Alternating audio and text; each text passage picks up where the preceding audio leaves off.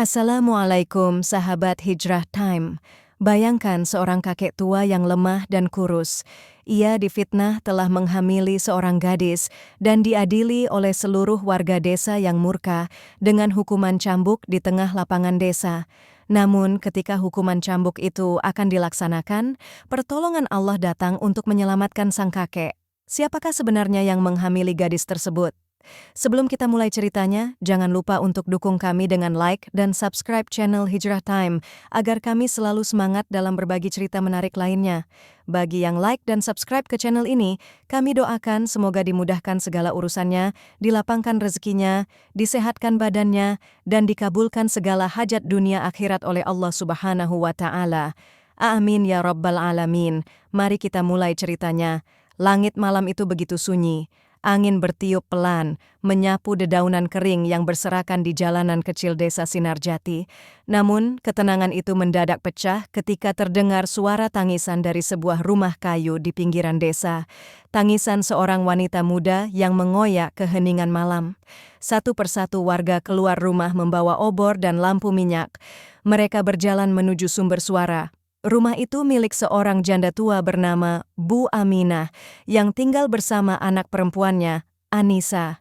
Gadis berusia 20 tahun itu dikenal pendiam dan jarang berbicara banyak. Pintu rumah terbuka dari dalam. Anissa berjalan perlahan. Wajahnya pucat, tubuhnya gemetar, dan matanya sembab. Ia memegangi perutnya yang terlihat membesar. Orang-orang hanya bisa menatapnya dengan bingung. "Anak siapa yang kau kandung itu, Anissa?" tanya seorang ibu-ibu dengan suara cemas. Anissa tak langsung menjawab. Ia menunduk, menggigit bibir, lalu mengangkat wajah dengan suara bergetar. "Itu anak dari kakek Surya." Sekejap suasana menjadi sunyi. Semua menatap Anissa, memastikan mereka tidak salah dengar. "Kakek Surya? Yang tukang kayu itu? Yang tinggal di ujung desa?" tanya seorang pria dengan mata membelalak. Anissa mengangguk pelan. Beberapa warga langsung gelisah, ada yang menggerutu, ada yang mencak-mencak. Bahkan seorang pemuda bernama Rojak, yang dikenal galak dan suka mengatur, langsung melempar batang kayu ke tanah. "Kurang ajar, orang setua itu bisa-bisanya menodai anak seumur cucunya." Tak butuh waktu lama, kabar itu menyebar seperti angin topan. Warga berkumpul, membawa obor dan senjata seadanya. Mereka langsung mendatangi rumah kakek Surya di ujung desa. Rumah kecil berdinding bambu itu tampak gelap. Kakek Surya sedang tertidur di dalam, tidak tahu apa-apa. Saat pintu diketuk keras dan diteriaki, ia bangun dengan kaget. "Ada apa malam-malam begini?" tanyanya sambil membuka pintu. Tanpa banyak kata, Rojak langsung menarik tangan kakek Surya keluar. "Kek, kau harus bertanggung jawab atas perbuatanmu." "Apa maksudnya ini, Nak Rojak?" tanya kakek Surya dengan suara lemah. "Kau menghamili Anissa, kau mencoreng nama baik desa." Kakek Surya terdiam, wajahnya bingung. Ia bahkan tampak tidak mengerti apa yang sedang terjadi. "Aku tidak tahu apa-apa, aku tidak pernah..." Belum selesai ia bicara, sebuah tamparan mendarat di pipinya. Seorang warga tua yang biasanya bijak pun ikut marah. "Jangan kau berpura-pura, Anissa sudah mengaku, dia tidak mungkin bohong." Dalam waktu singkat, tangan-tangan menarik kakek Surya dari dalam rumah. Ia hanya bisa pasrah. Tubuhnya ringkih, tak mampu melawan. Langkah kakinya diseret menuju balai desa. Sepanjang jalan sorot mata warga membara. Mereka mengumpat, mencaci, dan ada yang melempari kerikil ke tubuhnya. Tak ada yang bertanya lebih lanjut, tak ada yang mencari bukti. Mereka hanya mendengar satu pengakuan dari seorang wanita muda, dan itu sudah cukup membuat mereka yakin bahwa kakek Surya bersalah. Sesampainya di balai desa, kakek Surya didudukkan di kursi kayu tua. Tangan dan kakinya diikat. Sementara Rojak berdiri paling depan, mengatur warga, menyusun rotan, dan membentuk barisan. Ia tampak begitu semangat, seperti sedang menanti momen yang sudah lama ia tunggu. "Besok pagi kita laksanakan hukuman cambuk, biar semua tahu, tak ada ampun untuk pelaku aib seperti ini."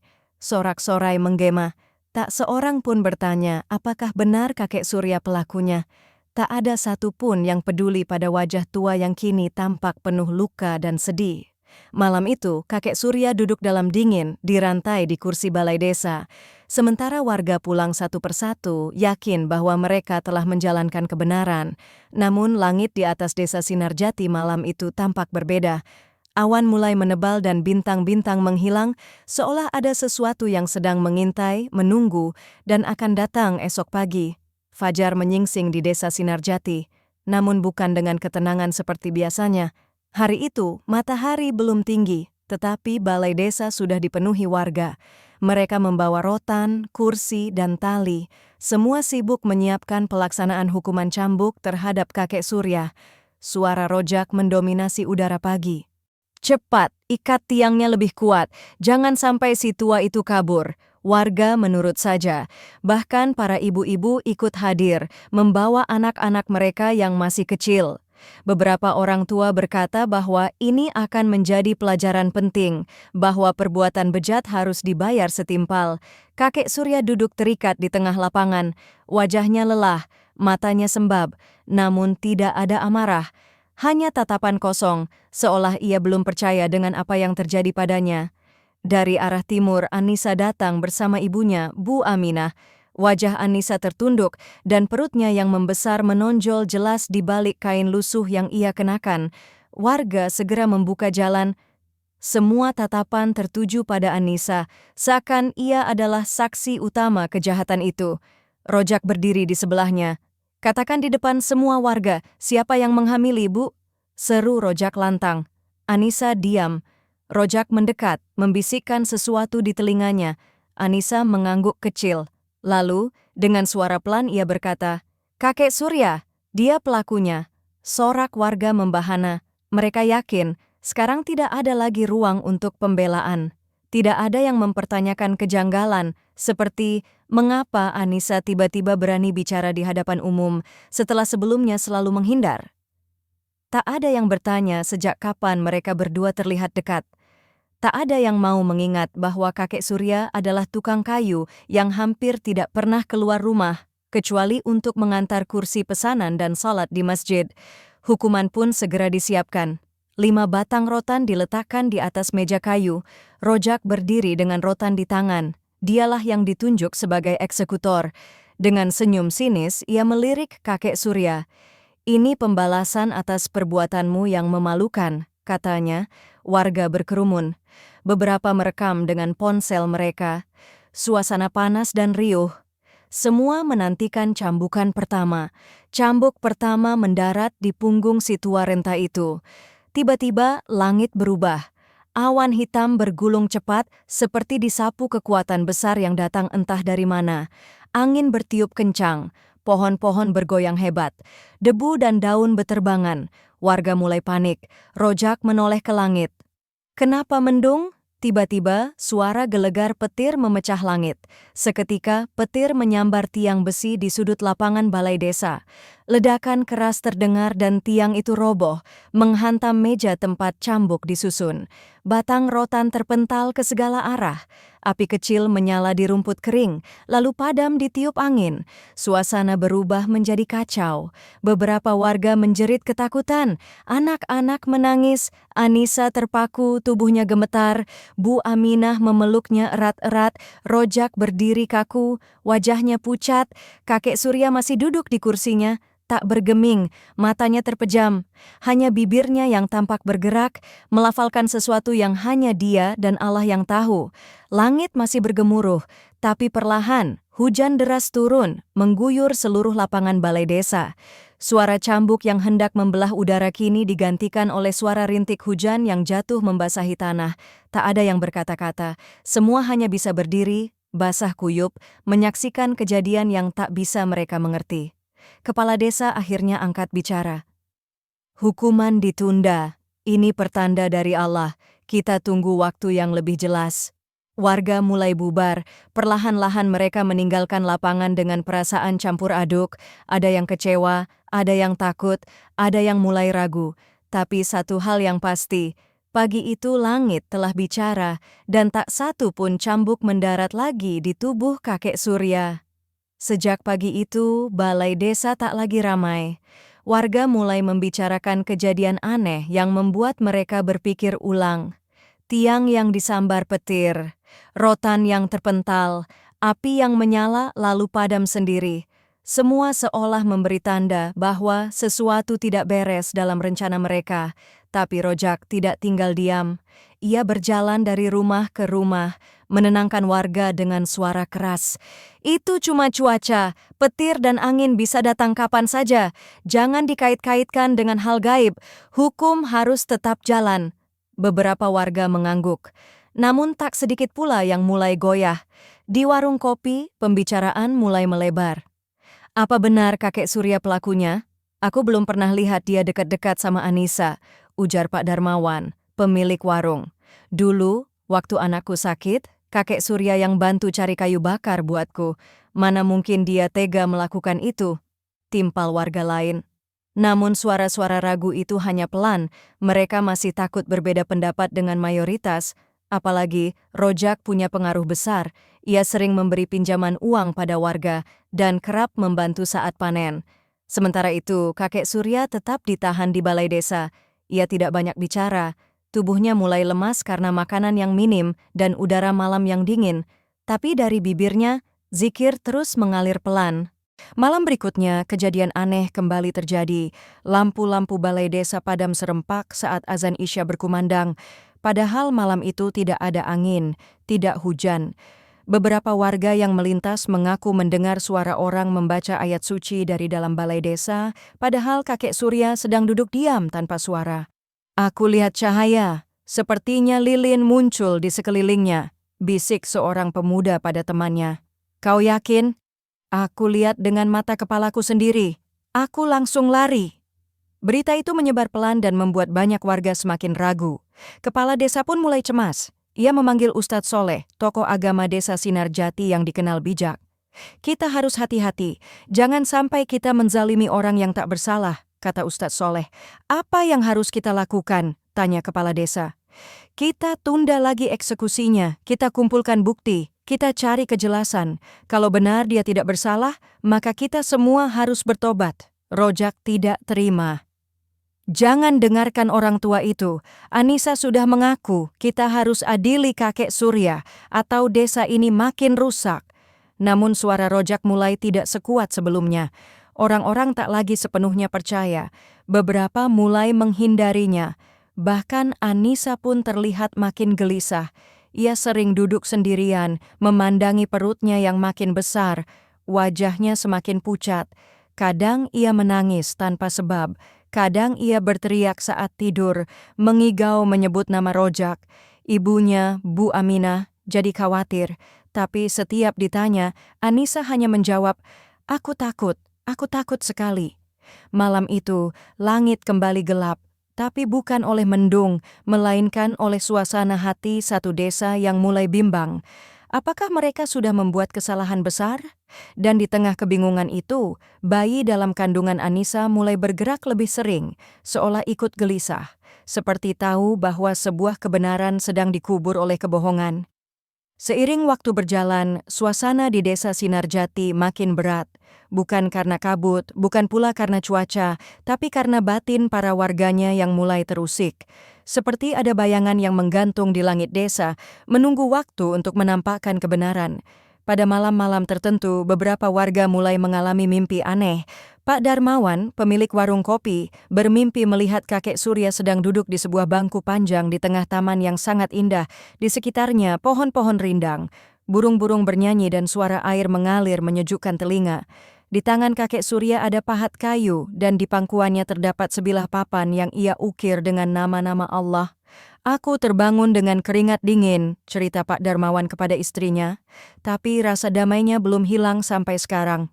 Di malam yang sama, Bu Mida, janda tua yang tinggal di pinggir sawah, juga bermimpi. Ia melihat Anissa duduk sendirian di tengah ruangan gelap, menangis. Di belakangnya berdiri bayangan hitam besar yang menutup mulutnya dengan tangan kasar. Anissa berusaha berteriak, tapi tak bisa. Bayangan itu menyeringai sambil menunjuk ke arah balai desa. Bu Midah tak tahu harus bicara pada siapa. Namun, pagi harinya ia datang ke rumah Ustadz Soleh. Saya tidak tahu arti mimpi itu, Ustadz, tapi saya merasa ada yang salah di desa ini. Ustadz Soleh hanya menatap lekat-lekat wajah Bu Midah, lalu mengangguk perlahan. Hari itu juga, Ustadz Soleh mendatangi balai desa. Ia meminta untuk berbicara langsung dengan kakek Surya. Kepala desa mengizinkan. Kakek Surya duduk bersandar di tiang kayu. Matanya sayu, tapi tetap jernih ketika Ustadz Soleh masuk. Ia menyambut dengan senyum tipis. "Ustaz," suaranya pelan. "Apa kabar desa kita?" "Tidak baik, Kek. Banyak yang mulai resah. Banyak yang bermimpi hal-hal aneh. Aku ingin mendengarkan darimu. Apa kau memang mengenal Anissa?" Kakek Surya menggeleng pelan. "Aku tak pernah bicara lebih dari 3 kalimat padanya. Aku hanya tahu dia anaknya Bu Aminah. Aku sibuk di bengkel tiap hari, selebihnya Allah yang tahu." Ustadz Soleh menatap mata tua itu. Tidak ada rasa takut, tidak ada kebohongan, hanya keikhlasan yang terpancar. "Aku percaya padamu," ucap Ustadz Soleh. Akhirnya, Ustadz pulang dan segera mengumpulkan beberapa warga yang masih memiliki akal sehat dan hati bersih. Ia meminta agar mereka mendata siapa saja yang pernah berdekatan dengan Anissa. Perlahan dari obrolan ke obrolan muncul nama yang berulang kali disebut, Rojak. Beberapa remaja bercerita pernah melihat Rojak berbicara diam-diam dengan Anissa di dekat sungai pada malam hari. Ada pula yang mengaku mendengar Rojak marah pada Anissa, menyebut-nyebut soal rahasia yang tidak boleh dibuka. Sementara itu, kondisi Anissa semakin lemah, kandungannya semakin besar, dan ia sering terlihat menyendiri di belakang rumah. Ia tidak banyak bicara, hanya termenung, kadang menangis sendiri. Suatu malam ia mengigau dengan suara keras. "Maafkan aku tidak ingin dia disakiti. Dia bukan kakek Surya."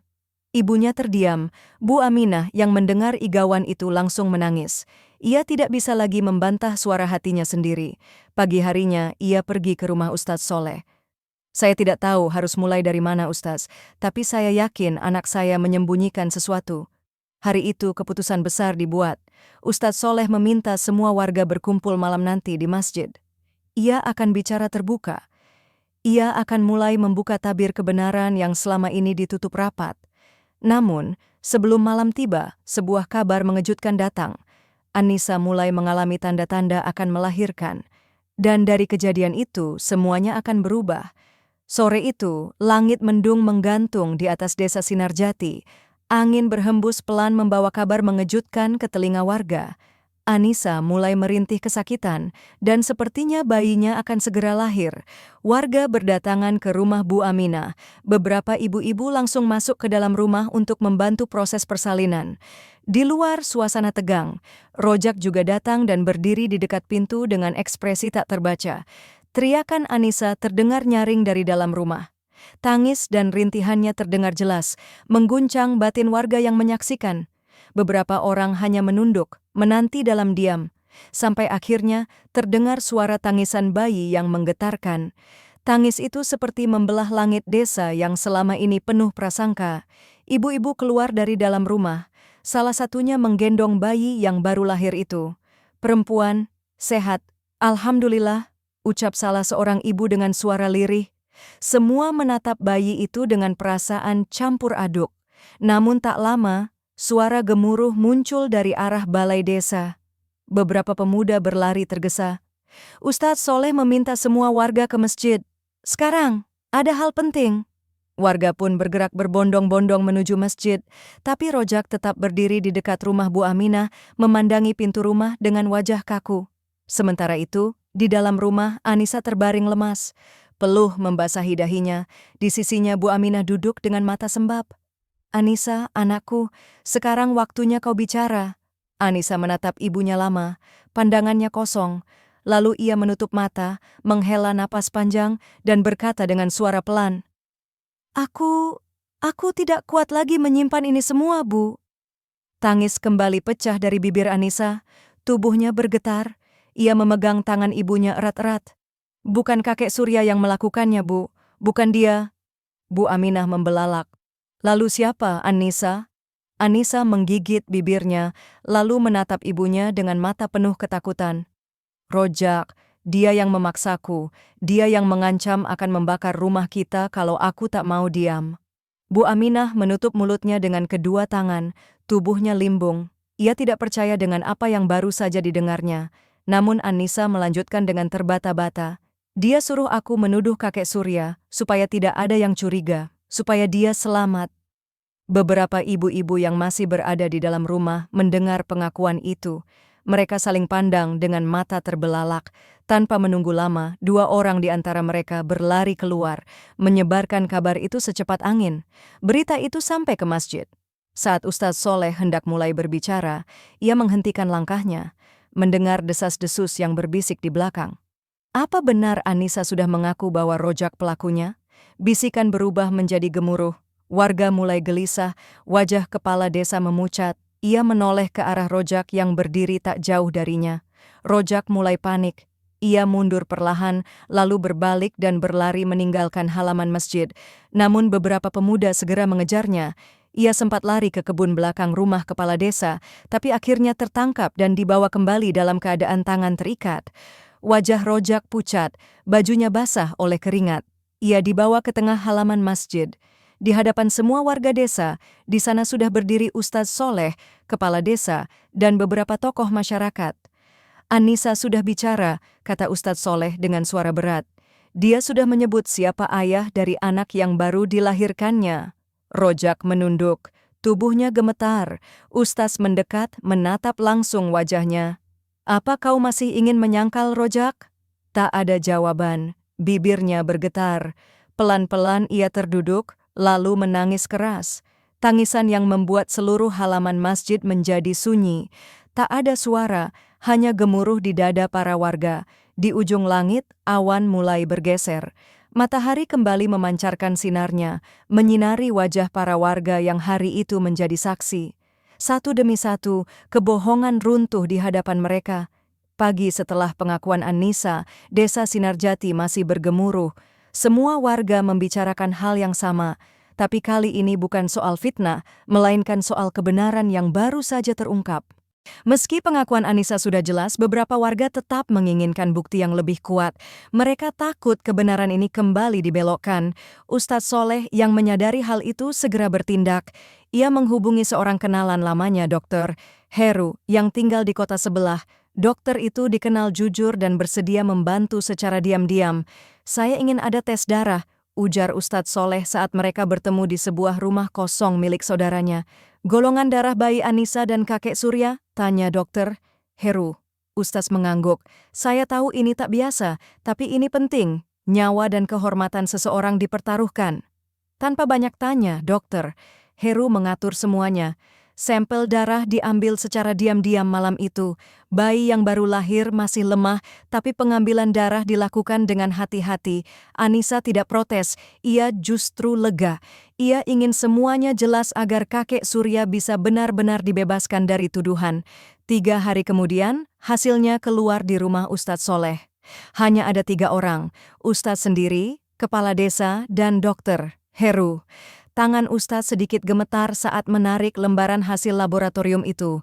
Butuh beberapa detik sebelum ia bersuara. Ini jelas, golongan darah bayi adalah AB, golongan darah Anissa A dan kakek Surya. Oh, tidak mungkin bayi ini anak dari kakek Surya. Dokter Heru mengangguk tenang. Secara medis, golongan darah seperti ini mustahil jika kakek Surya adalah ayahnya. Ayahnya pasti memiliki golongan darah B atau AB. Kepala desa menunduk, napasnya berat. Jadi fitnah ini sungguh fitnah yang kejam. Kita harus umumkan ini, kata Ustadz Soleh tegas, tapi jangan dengan amarah. Kita bawa bukti ini dengan kepala dingin agar tidak terjadi keributan. Sore harinya, masjid desa kembali dipenuhi warga. Kali ini bukan untuk eksekusi, tapi untuk pengumuman. Kakek Surya juga hadir, duduk di saf depan, ditemani 2 orang pemuda yang membantunya berjalan. Meski wajahnya terlihat lelah, matanya tetap tenang. Ustadz Soleh naik ke mimbar, memegang selembar kertas hasil laboratorium itu. Saudaraku sekalian, hari ini saya ingin menyampaikan hasil pemeriksaan darah dari bayi Anissa. Ini bukan untuk membuka aib, tapi untuk menegakkan kebenaran dan mengembalikan kehormatan yang sempat dirampas. Warga terdiam, tidak satu pun bersuara. Dengan ini kami nyatakan, berdasarkan bukti medis, bayi itu bukan anak dari kakek Surya. Secara golongan darah, hal itu mustahil. Suara gaduh kecil mulai terdengar. Beberapa warga menunduk malu, beberapa mulai menangis. Ustadz Soleh melanjutkan, "Saudaraku, kita semua pernah salah. Kita menuduh tanpa bukti. Kita hampir menyakiti orang yang tak bersalah. Tapi Allah masih sayang pada kita. Ia tunjukkan jalan sebelum kita jatuh terlalu dalam." Rojak tidak hadir di masjid sore itu. Ia masih ditahan di rumah kepala desa, menunggu proses hukum adat. Tapi berita tentang hasil tes darah itu sampai juga ke telinganya. Dan saat mendengarnya, wajahnya langsung pucat. Ia tahu semua sudah terbuka dan tidak akan ada jalan untuk lari. Di sisi lain, kakek Surya hanya menatap langit-langit masjid dengan tenang. Ia tidak berkata-kata, tidak menangis, tidak marah. Bibirnya hanya komat-kamit melafalkan jikir seperti biasa. Namun kali ini jikir itu terdengar lebih dalam, lebih damai, lebih kuat. Karena ia tahu Allah telah menunjukkan kuasanya. Malam itu, balai desa kembali disiapkan, namun suasananya jauh berbeda dari malam-malam sebelumnya. Dulu tempat itu nyaris menjadi saksi ketidakadilan yang besar. Kini, tempat itu akan menjadi saksi penegakan keadilan yang sebenar-benarnya. Warga berdatangan tanpa diminta, tidak ada yang ingin ketinggalan. Semua merasa harus menyaksikan apa yang akan terjadi malam itu sebagai bentuk pertanggungjawaban mereka. Di tengah balai desa telah disiapkan 2 tiang kayu. Di depan tiang itu, sebuah meja kayu ditutupi kain putih. Di atasnya diletakkan kitab hukum adat yang selama ini dipatuhi oleh seluruh warga desa Sinarjati. Kepala desa berdiri di tengah kerumunan, wajahnya tegas tapi matanya merah. Ia tahu malam ini bukan sekadar pelaksanaan hukuman, ini juga malam penebusan dosa bagi seluruh warga yang sempat menzalimi kakek Surya. Tak lama kemudian, 2 orang digiring masuk. Yang pertama, seorang laki-laki dengan tangan terikat, mata tertunduk, langkah lunglai. Dialah Rojak. Yang kedua, perempuan muda yang sempat membuat geger seluruh desa. Anissa digandeng oleh 2 ibu-ibu. Ia tidak memberontak, tidak menangis, tidak berkata apa-apa. Hanya diam menatap tanah, seakan pasrah dengan nasibnya. Warga menahan napas, suara jangkrik malam pun terdengar jelas di sela keheningan. Ustadz Soleh melangkah ke depan. Ia membuka kitab hukum adat, lalu membacakan isi hukuman dengan suara lantang.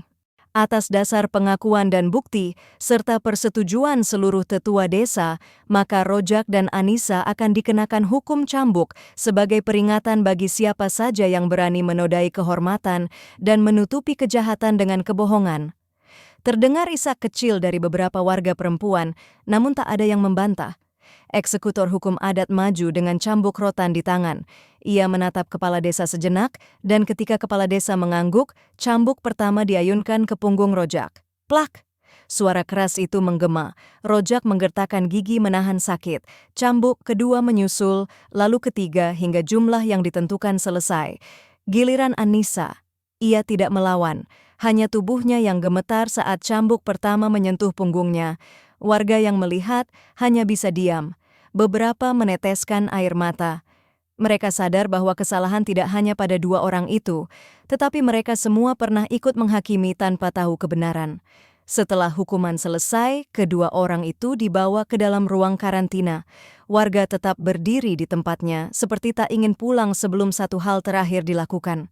Kepala desa memanggil kakek Surya ke depan, dibantu 2 pemuda. Kakek itu berjalan pelan ke tengah balai desa. Wajahnya tetap tenang. Matanya tajam menatap semua orang. Kepala desa berdiri di sampingnya, lalu mengangkat suara. "Saudaraku semua, hari ini kita telah menyaksikan kebenaran. Dan sekarang kami semua di hadapanmu, kakek, meminta maaf." Semua warga serempak menunduk. Suara tangis terdengar dari segala arah. Beberapa ibu-ibu sujud. Anak-anak menangis. Laki-laki dewasa menggigit bibir, menahan penyesalan. "Kami telah salah. Kami ikut menuduh, ikut mendiamkan, dan ikut membiarkan fitnah hidup. Maafkan kami." Kakek Surya menatap mereka semua. Ia tidak berkata-kata. Tangannya perlahan terangkat ke langit, dan bibirnya hanya mengucap pelan, "Astagfirullah, semoga Allah mengampuni kita semua." Lalu ia duduk di kursi yang telah disiapkan. Malam itu, langit desa Sinarjati kembali terang. Bintang-bintang bermunculan di atas sana, seolah menjadi saksi bahwa keadilan akhirnya datang di tempat yang dulu hampir kehilangan nurani. Setelah malam panjang yang penuh tangis dan pengakuan itu, kehidupan desa Sinarjati mulai berubah pelan-pelan. Namun, luka di hati warganya belum sepenuhnya sembuh.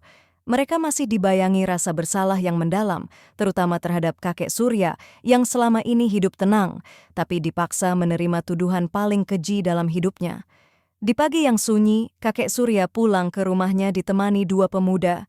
Ia berjalan pelan menelusuri jalan setapak yang dulu dipenuhi cemoohan, kini dihiasi tatapan malu dan haru. Banyak warga yang menyapanya di jalan, tapi tak ada satupun yang sanggup menatap matanya.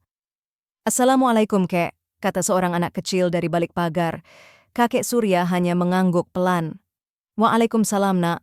Sesampainya di depan rumahnya yang sederhana, ia berhenti sejenak.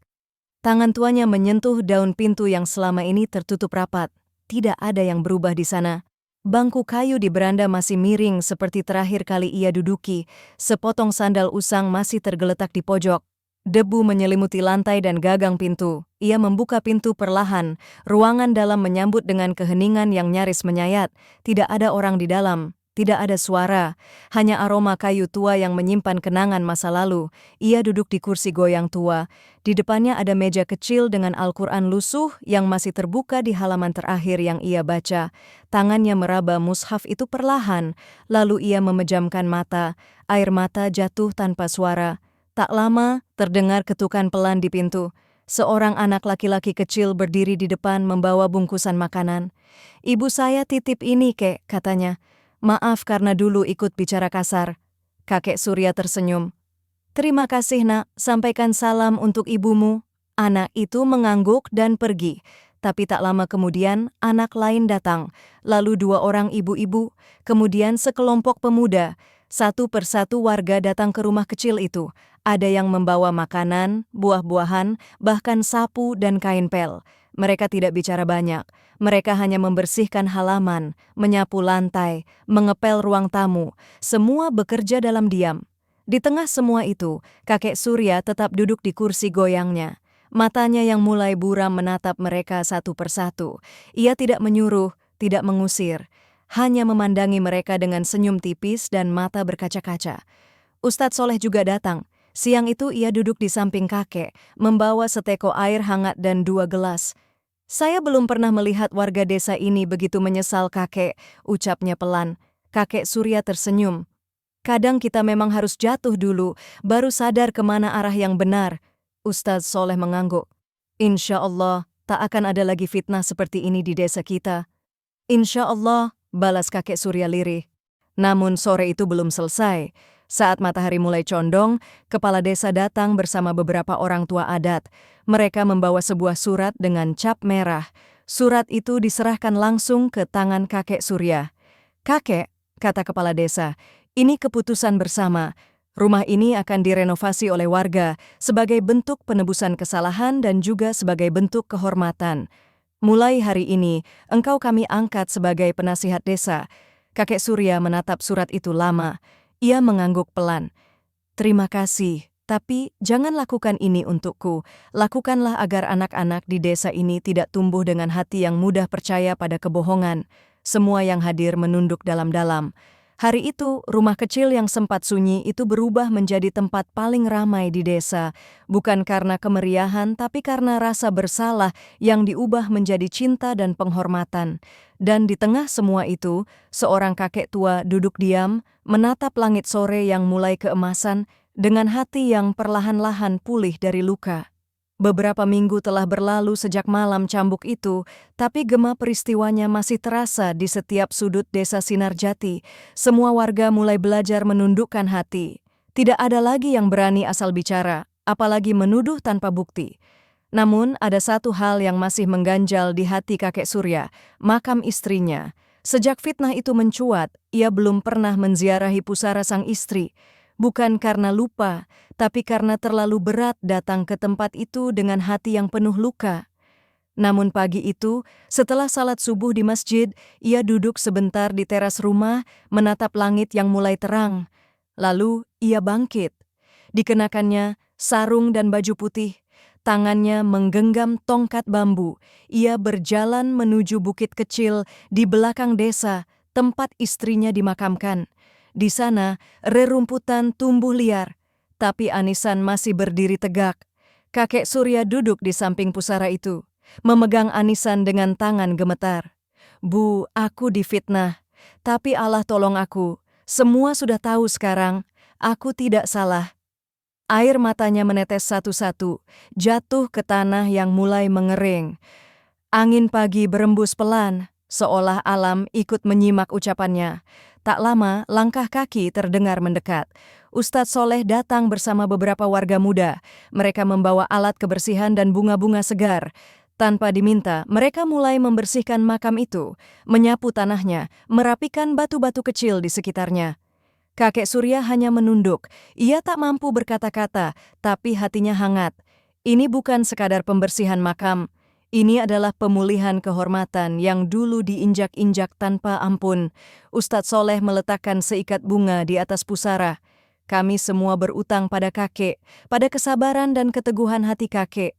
Setelah ziarah itu, desa kembali berdenyut dengan kehidupan. Tapi kehidupan yang baru, penuh kehati-hatian dan rasa hormat. Kepala desa mengadakan pertemuan rutin 2 pekan sekali di balai desa, bukan untuk mengadili orang, tapi untuk musyawarah dan penguatan nilai-nilai kebaikan. Di salah satu pertemuan itu, kakek Surya diminta memberikan nasihat. Ia berdiri di depan warga, memegang tongkat bambu yang sudah usang. Orang tua seperti saya mungkin tidak tahu banyak soal hukum, tapi tahu satu hal yang paling penting. Jangan mudah percaya pada satu mulut sebelum kau dengar 2 sisi, karena fitnah itu seperti api kecil yang dibiarkan di dalam rumah. Kalau tidak segera padam, habis semuanya. Warga terdiam. Kalimat itu membekas. Seorang ibu-ibu di pojok ruangan meneteskan air mata. Seorang bapak-bapak tua memeluk lututnya erat-erat. Di luar balai desa, anak-anak mulai bermain lagi. Mereka tidak takut melewati rumah kakek Surya seperti dulu. Bahkan sekarang, mereka sering berkumpul di halamannya, meminta dibacakan kisah-kisah masa lalu oleh sang kakek yang suaranya lembut dan penuh hikmah. Dan pada suatu sore, saat matahari hendak tenggelam di ujung sawah, seorang pemuda mendekati kakek Surya di beranda. "Kek, aku mau belajar. Bukan hanya dari buku, tapi dari hidup. Boleh aku sering ke sini?" Kakek Surya tersenyum. Pintu rumah ini selalu terbuka untuk siapa saja yang ingin belajar dan memperbaiki diri. Di balik senyuman itu, harga diri yang dulu dirampas kini telah kembali. Tidak hanya ke tangan kakek Surya, tapi ke seluruh desa Sinarjati yang sempat kehilangan akalnya dan kini menemukan kembali hatinya. Malam itu, langit desa Sinarjati dipenuhi bintang. Angin bertiup pelan, membawa aroma tanah yang baru saja disiram hujan sore tadi. Di tengah keheningan itu, masjid desa terlihat ramai, tapi bukan karena acara besar. Hanya pengajian sederhana seperti biasanya, yang kini kembali rutin setiap malam Jumat. Di saf depan, kakek Surya duduk bersila. Di sampingnya, beberapa anak muda membuka kitab, menyimak pelajaran dari Ustadz Soleh. Tapi malam itu berbeda. Setelah Ustadz menyampaikan pelajaran, ia menoleh ke arah kakek Surya. "Kek, malam ini kami ingin dengar cerita dari kakek. Bukan cerita sedih, tapi kisah hidup yang bisa kami bawa jadi pelajaran." Semua mata tertuju pada sosok tua itu. Kakek Surya tidak buru-buru menjawab. Ia menghela napas panjang, lalu mulai bicara dengan suara pelan tapi jelas. "Aku ini bukan siapa-siapa, hanya orang tua yang hidup sendiri sejak istriku meninggal. Tidak punya banyak, tidak punya anak. Tapi Allah kasih aku satu anugerah, kesabaran." Anak-anak muda menunduk. Suara jangkrik menyelip di sela-sela kalimatnya. "Dulu aku difitnah, dipermalukan, dituduh melakukan perbuatan yang tidak pernah aku bayangkan, dan semua orang percaya, tanpa tanya, tanpa pikir panjang." Ia berhenti sebentar, menatap lantai masjid yang dingin. Tapi Allah tidak tidur, Dia lihat semua, dan saat waktunya tiba, Dia tunjukkan kebenaran itu tanpa aku harus teriak. Beberapa pemuda mengangguk pelan, ada yang mengusap air mata dengan lengan baju. Kakek Surya melanjutkan, "Yang penting itu bukan membalas, tapi menjaga hati. Karena kalau kita ikut marah, ikut benci, kita tak ada bedanya dengan yang menyakiti." Lalu ia tersenyum kecil memandang satu persatu wajah di hadapannya. "Aku maafkan semua. Bukan karena aku suci, tapi karena aku ingin hidup tenang. Dan aku ingin kalian semua hidup tanpa membawa dosa pada orang tua seperti aku." Malam itu, suasana masjid berubah jadi haru. Tidak ada yang bicara setelahnya, hanya zikir yang mengisi ruang malam seperti pelukan langit untuk bumi yang sempat terluka. Beberapa hari kemudian, balai desa dipenuhi tenda. Tapi kali ini bukan untuk hukuman, melainkan untuk syukuran. Warga desa Sinarjati mengadakan acara besar, peringatan 3 bulan pemulihan. Semua warga membawa makanan dari rumah, ada pentas anak-anak, pertunjukan marawis, dan pembacaan puisi dari para remaja desa.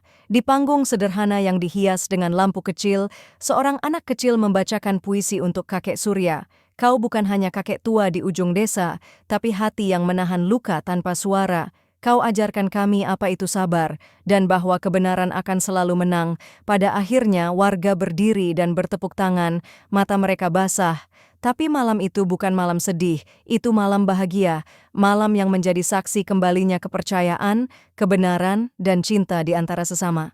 Kini, setiap pagi suara azan subuh kembali menggema dari masjid kecil itu. Anak-anak desa tumbuh dengan lebih santun, orang dewasa lebih bijak dalam berbicara, dan di ujung jalan desa, rumah kayu milik kakek Surya tidak pernah sepi. Karena sejak kebenaran ditegakkan, desa Sinarjati bukan hanya menjadi tempat tinggal, tapi juga tempat belajar tentang betapa indahnya hidup dalam kejujuran dan kasih sayang.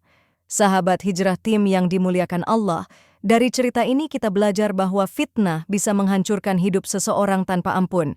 Ketika amarah mengalahkan akal sehat, kezaliman pun terjadi. Pak Surya, kakek tua yang seharusnya dihormati, justru menjadi sasaran kebencian tanpa bukti. Semoga kita menjadi manusia yang lebih bijak, tak mudah menghakimi dan selalu memegang kebenaran di atas segalanya. Sahabat semuanya, jika kalian menyukai cerita-cerita seperti ini, jangan lupa like, share, dan subscribe channel Hijrah Time agar kami bisa selalu menghadirkan kisah-kisah menarik lainnya. Terima kasih dan sampai jumpa pada cerita lainnya. Wassalamualaikum warahmatullahi wabarakatuh.